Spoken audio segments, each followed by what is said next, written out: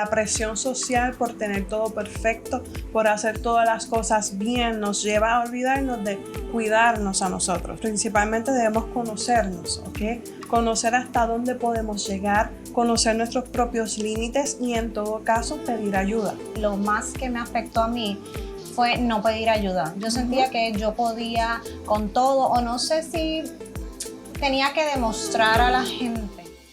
Bienvenidos a otro episodio desde la cabina con Avida. Hoy vamos a estar hablando de un tema bien importante que es sobre la salud mental, pero no lo voy a estar hablando yo, lo va a estar hablando una experta, Patricia Acevedo. Aquí se las presento. Preséntate, Patricia. Mucho gusto. Soy la licenciada Patricia Acevedo, psicóloga con una especialidad en consejería psicológica y estoy muy agradecida de poder estar aquí contigo en el día de hoy. Gracias por estar aquí. No sé si pudiste ver el primer podcast que hice. Yo hablé un poquito de lo que fue mi historia, de la depresión, de la presión, de lo difícil que se me hizo a pesar de que todo me iba bien.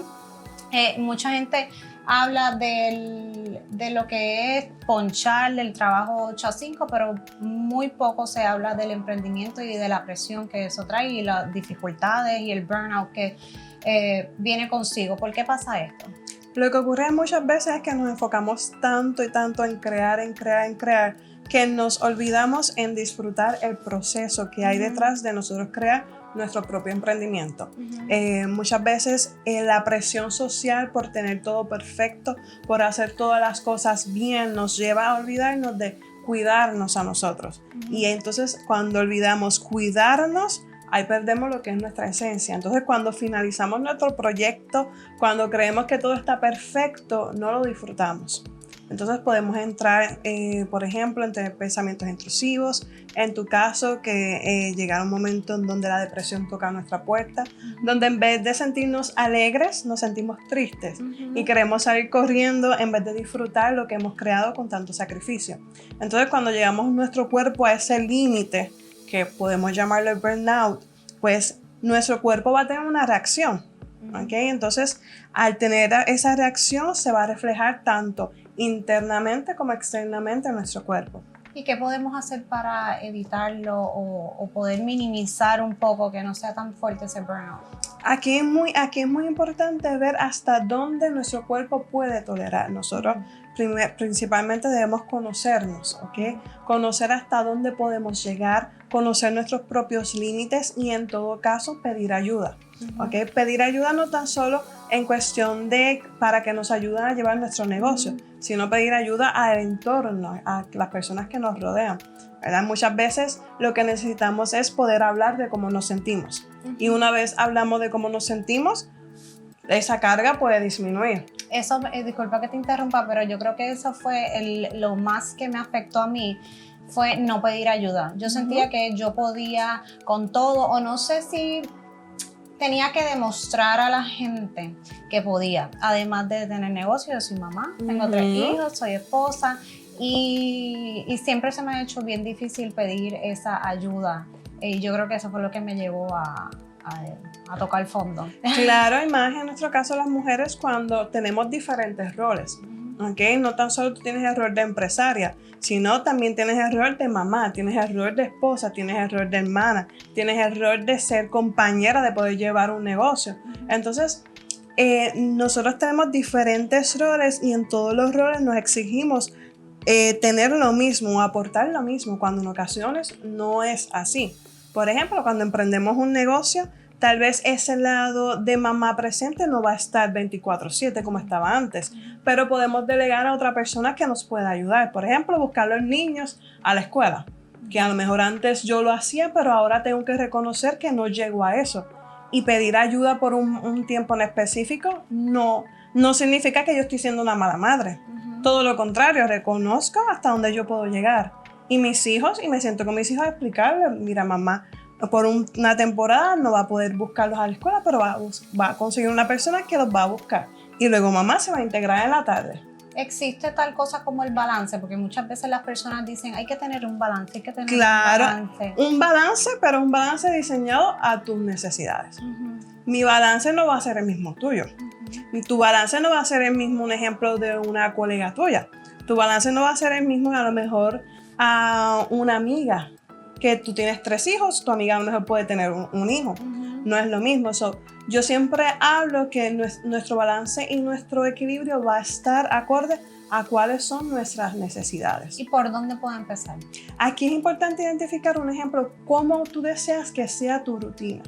¿Okay? Una rutina realista, no una rutina que nos venden en las redes sociales, que levantarme a las 5 de la mañana, tener un momento, tener una hora de meditar cuando realmente no es posible en algunos casos. Entonces, el poder yo identificar cuál es esa rutina que yo quiero llevar a cabo. Una rutina basada en mis necesidades. Tal vez yo sí quiero tener un espacio para tomarme mi café, pero no tengo 30 minutos, pero a lo mejor tengo 5 minutos. Y eso, aunque sea poco, es suficiente. Aunque sea poco, sí, porque la realidad es que no buscamos cantidad, yo busco calidad. Que esos 5 minutos sean 5 minutos, a lo mejor yo pueda estar en silencio.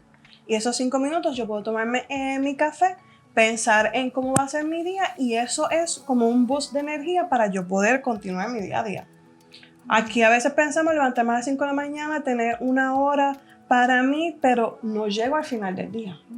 Versus si a lo mejor levanto a las 5 de la mañana, me levanto a las 6 de la mañana, tengo un lapso de 10 minutos, 5 para, un ejemplo, tener un devocional, 5 para tomar el café, y luego levanto a los niños. Y para mí eso es suficiente. Por eso yo digo que aquí es importante que esté basado en tu realidad, en tu día a día. No, y no compararse. Claro. Con esto de las redes yo creo que hay mucha comparación y pensamos que porque aquella es la super mamá que está siempre fit, arreglada y que tiene tiempo para todo, como que es una realidad para todos, y a veces no es así. No, claro, yo siempre digo que las redes sociales solamente muestran ni un 10% de lo que es nuestro día. Entonces, pensamos un ejemplo, esa persona que se muestra en las redes sociales, que va al gimnasio, que tiene tiempo para todo, detrás de eso puede tener una ayuda en su casa, que eso no es malo. Tener ayuda. No lo graba, y tú piensas que lo está haciendo de todo ella. Porque tener ayuda, si tu presupuesto te lo permite, adelante, perfecto. Pero no puedo pretender de tener esa vida que tiene otra persona cuando mis recursos no son iguales. Entonces, eso también me va a afectar. Las personas que yo sigo en las redes sociales, yo siempre digo que me tienen que aportar, no restar. ¿Y qué puedes aconsejar en ese caso para parar esa comparación y pensar que lo normal de ella debe ser lo normal mío? Aquí lo importante es ver a quién yo sigo. Si ya yo estoy sintiendo de que me estoy comparando y estoy sintiendo que mi vida es inferior a lo que yo veo en las redes sociales, yo siempre recomiendo dejar de seguir a esa persona por un tiempo. ¿Okay? Entonces yo ver qué está pasando en mí. Hay algo que en mi vida que yo desee mejorar, hay algo que en mi vida que yo desee transformar, y si es así, buscar la manera y forma de comenzar a hacerlo. Y a veces pensamos que necesitamos grandes cambios y solamente a lo mejor dormir un poco más puede ayudarnos. ¿Okay? O alimentarnos de una manera más sana, más saludable, puede tener un impacto. O por el contrario también mi entorno, con quien yo comparto, también disminuir contacto con algunas personas que no me suman también pudiera ser. Sí, si alguien te estresa o te drena, tratar de eliminarlo, o si hay algo en las redes que te está afectando, dejarle seguir. Sí, yo siempre digo es, como te acabo de mencionar, si no me suma o no me aporta, aquí es importante evaluar por qué yo estoy siguiendo a esa persona. Y en todo caso, pues, si no quiero dejar de seguir, a lo mejor poner un mute la historia de esa persona. Por un tiempo también es posible. Cuando hablamos de nuestro entorno, ¿verdad?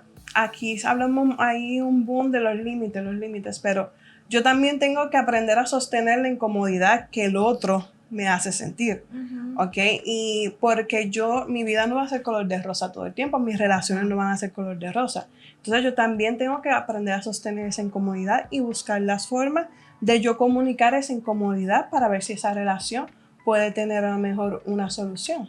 Y ambas partes podamos, dentro de todo, seguir con nuestra amistad, pero de una forma más saludable y más sostenible. So, ¿está bien eliminar amistades? Está bien escoger el grupo de personas que nosotros queremos tener en nuestra vida, sí. Okay. Yo aquí a mí no me gusta decir, voy a eliminar a esta. No, hay que ser responsable. Y primero tener un contacto con esa persona para ver si hay una solución. Okay.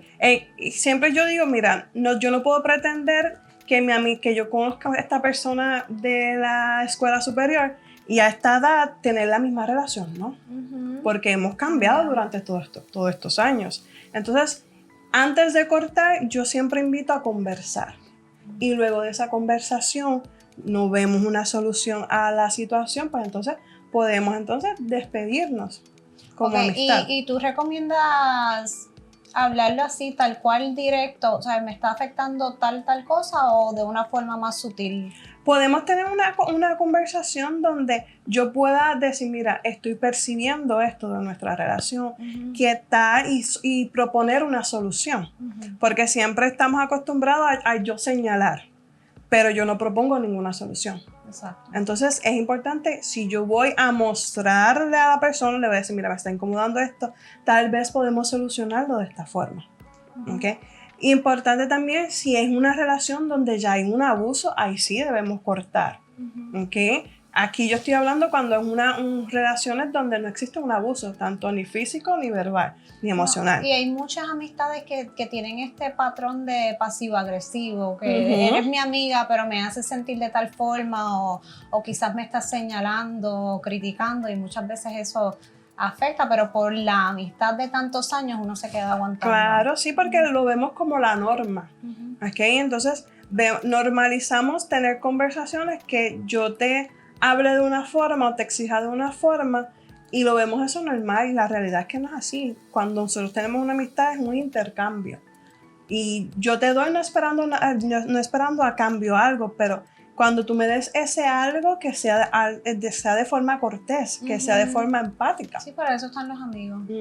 Sí, para sostenernos, pero de una forma que sea saludable, que sea sana.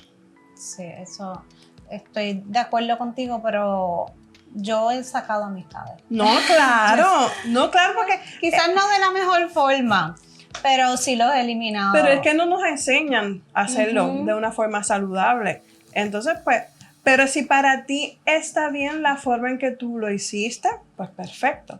Pero sí es importante que siempre exista esa conversación donde tú también puedas exponer cómo te sentiste.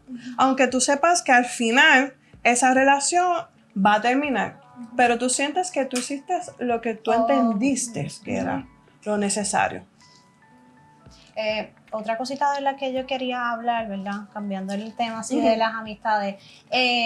Pasa mucho, vienen clientas que se sienten inseguras, con el autoestima súper baja por la apariencia de la piel, del cuerpo, de lo que le dicen, hasta del pelo. ¿De qué forma alguien puede mejorar su percepción de sí misma y su autoestima? Mira, la autoestima es la percepción que yo tengo de mí misma. Y esa percepción yo no la hice. A mi entorno influyó, la creó. Desde nuestra niñez, ¿okay? Desde que nosotros somos unas niñas, vamos a hablar en el caso de nosotras las mujeres, desde que nosotros somos niñas, se nos habla sobre nuestro cuerpo, ¿okay? Y yo sé de casos de niñas de 5 años donde ya están hablando de dieta, de restricción. Todavía son unas niñas que su mundo no está enfocado en cómo ellas se ven físicamente. Entonces, desde pequeñas nosotros vamos consumiendo ese tipo de información. Nuestro entorno influye de una manera sumamente en nuestra percepción, de forma positiva, pero también de forma negativa. Entonces, nuestra generación es una generación que escuchó mucho sobre cómo debe ser nuestro cuerpo. ¿Okay? Cómo debemos vestir, lo que debemos comer, cómo nos debemos comportar. Entonces, eso va a tener un impacto en nuestra adultez. Entonces, nos exigimos que tengamos una buena autoestima, pero también tenemos que aprender a corregir nuestro entorno. ¿Okay? Y entonces, dijiste un ejemplo del cabello. Aquí en Puerto Rico, eso es un tema controversial, la cuestión del cabello, porque no es un cabello que es aceptado es aquel que es lacio o es ondulado. Pero un cabello que es estilo afro, lo ven mal. Y no tan solo lo ve en mi entorno, el entorno laboral también lo ve de esa forma. Entonces, qué bueno que hoy día estemos hablando sobre esos temas, pero si uno entra a las redes sociales, a los comentarios, cuando hay publicaciones sobre el estilo de cabello, ahí podemos ver mucha información que nos dice que hay mucho trabajo por hacer. No, y la gente lo que hace es entrar en los comments y soltar Soltar eso. Yo digo, pero ¿por qué? ¿Sabes? ¿Por qué tú tienes que entrar ahí? Y primero no conoces a la persona, no es problema tuyo. Y es como que ese es el hobby de ellos, entrar, escribir y soltar su veneno. Yo siempre digo que lo que tú expones en las redes sociales es como tú eres como individuo. Entonces, si tú escribes algo en un comentario, ¿tú serías capaz de decírselo de frente a esa persona? La gran mayoría de las veces no. Porque ven las redes sociales como un escudo, pero hay una responsabilidad. Las redes sociales tenemos que verlas con responsabilidad. Tanto lo que yo, como persona, en este caso como psicóloga, expongo en las redes sociales, pero también como persona que escribe.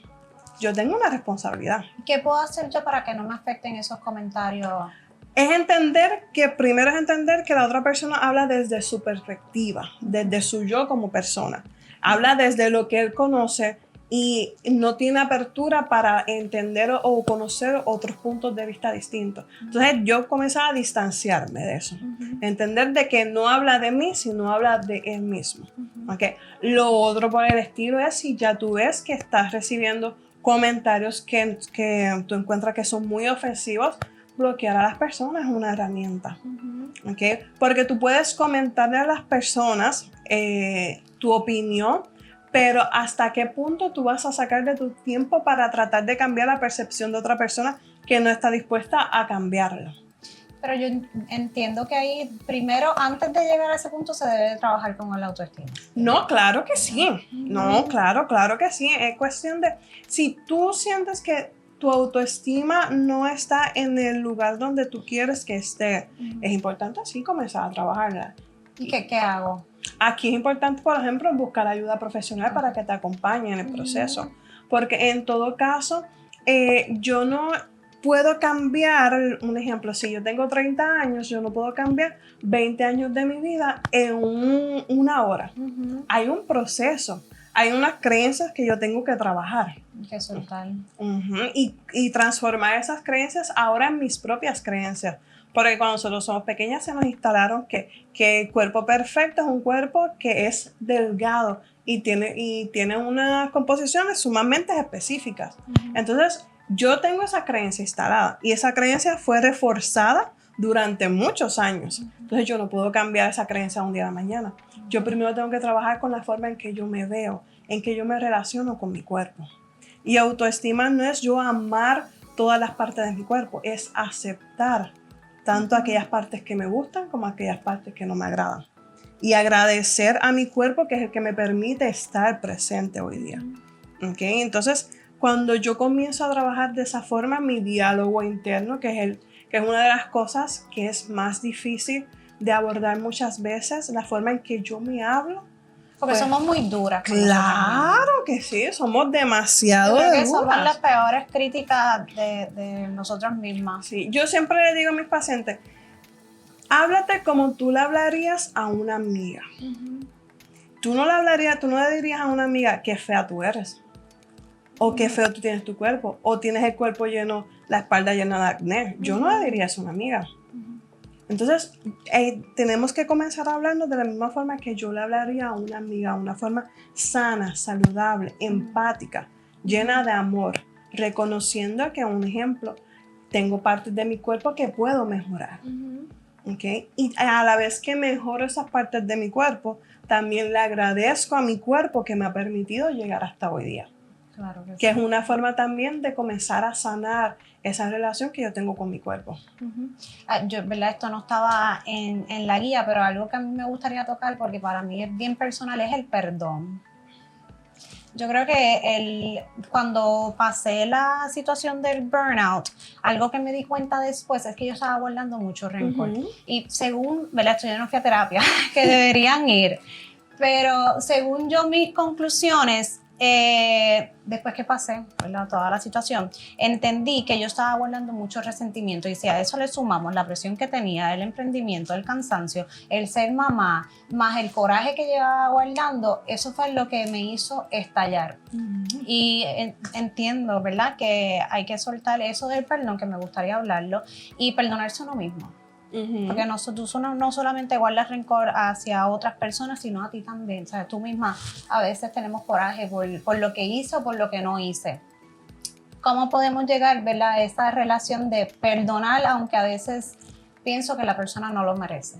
Lo que pasa es que yo puedo perdonar a la otra persona, pero eso no significa que yo tenga que tener un vínculo con esa persona. Eso no significa eso. Yo puedo perdonar a la persona porque a la misma vez que perdono, comienzo mi proceso de sanación. Esto es lo correcto. Cuéntame. En el sentido de que yo estaba pasando el burnout y encima de eso tenía coraje, ¿sabes? Esto puede pasar. Sí, claro. Porque a veces pensamos, no, es que no tiene nada que ver. Sí, lo que pasa es que el burnout nos lleva a un límite, hasta esa ventana de tolerancia que nosotros podemos soportar. Entonces, durante ese proceso que me lleva al burnout, yo puedo pasar por emociones como tristeza, cansancio, llanto, coraje, ira, alegría. Puedo experimentar un sinnúmero de emociones porque nosotros somos seres humanos y somos emociones. Entonces yo puedo experimentar varias emociones a la vez. Entonces sí podemos experimentar coraje. El coraje en la gran mayoría de las veces lo que me quiere decir es que hay una injusticia que se está cometiendo. Entonces el coraje aparece para dejarme saber qué voy a hacer con esa injusticia. ¿Y qué puedo hacer? Va a depender de lo que te esté provocando el coraje. ¿Okay? Si un ejemplo, tú estás teniendo coraje porque una persona está hablando de ti de una forma incorrecta, pues lo más asertivo sería confrontar a esa persona. Y eso no significa que luego yo vaya a tener una relación como era antes con esa persona, pero hablo de lo que me está incomodando. Y si es algo pasado, ya pasó, pero aún no arrastra, ¿verdad?, ese dolor o ese coraje. Aquí podemos hacer dos cosas, o hablar con la persona que provoca esa emoción, o por el contrario, si ya yo no quiero tener un contacto con esa persona, yo puedo comenzar a escribir cómo me estoy sintiendo. La escritura es un medio que utilizamos para que la persona pueda canalizar lo que va sintiendo. Por ejemplo, hablamos aquí sobre, podemos decir, la pérdida o de un familiar o por el contrario una ruptura amorosa, que ya yo no quiero tener contacto con esa persona, pero aún necesito decirle cosas a esa persona. Por medio de la escritura yo puedo comenzar a expresar cómo me estoy sintiendo y poder hacer un cierre de eso que yo estoy sintiendo. Eso es posible hacerlo, pero siempre y cuando, importante, acompañado de un profesional, porque eso puede revivir muchas emociones, muchas sensaciones y muchos recuerdos y memorias que no pueden causar cierto malestar. Y te pregunto, para esas personas que piensan, no, yo no necesito terapia, ¿qué les puedes decir? Mire, yo sí soy partidaria de que sí necesitamos ayuda. No todas las personas necesitan ir a un psicólogo, eso es cierto. ¿Okay? Porque hoy en día queremos ay, se me fue la palabra. Queremos ver que todo es un diagnóstico. ¿Okay? Queremos señalar, tú tienes depresión, tú tienes ansiedad, cuando realmente no todo es así, ¿verdad? Hay situaciones que nos llevan a sentirnos de una forma y no necesariamente tenemos que tener normal. Claro que sí. ¿Okay? Yo pasar por un proceso, un ejemplo, cuando perdemos un familiar o cuando estamos pasando por un periodo de ruptura, eso no significa que yo vaya a llegar a una depresión, pero sí necesito ayuda para transitar ese momento, para que me guíen, para que me den herramientas. Y eso no significa que yo tenga que tener un diagnóstico de salud mental. Hay situaciones de vida que nos llevan a sentirnos tristes, ansiosos, y más en el mundo que estamos viviendo actualmente y en el entorno en que nos estamos desarrollando. Entonces, por ejemplo, la falta de acceso a vivienda, eso puede ocasionar ansiedad, depresión, ¿okay? Me puede llevar a esos estadios depresivos o ansiosos. Otro, por ejemplo, es no conseguir un empleo. En tu caso en particular, el emprendimiento te llevó a un lado más oscuro que tú no conocías. ¿Okay? Entonces, no era que tú venías cargando con una depresión, sino un evento te hizo llegar a ese extremo. Entonces, una vez se trabaja, tienes herramientas y estrategias, pues perfecto, continúas con tu vida. Pero situaciones de vida sí nos pueden causar estrés, ansiedad, nos pueden causar depresión. Eso sí es posible. Por eso es que siempre yo digo, no todo el trabajo está en la persona, también nuestro entorno influye en cómo nosotros nos podemos sentir. Y esto de la terapia nos puede ayudar a saber lidiar Claro. con la situación que se enfrente. Patricia, ¿dónde te pueden conseguir? Me pueden conseguir en las redes sociales, tanto en Instagram como en Facebook, como Proyecto Vida PR, también en nuestra página de internet, proyectovidapr.com. Y ahí podemos hacer citas. Sí, ahí en nuestra página de internet está toda la información sobre nuestros servicios. En Instagram yo comparto muchas herramientas y estrategias que pueden ayudar en el día a día a las personas a poder gestionar su salud mental y emocional. ¿Proyecto Vida? Proyecto Vida PR en Instagram y en Facebook y proyectovidapr.com en nuestra página de internet. Bueno, gracias Patricia por estar Gracias aquí. a ti por la oportunidad. Gracias. Bueno, espero que les haya gustado este episodio. Recuerden suscribirse al canal y darle a la campanita para que les llegue la notificación. Bye.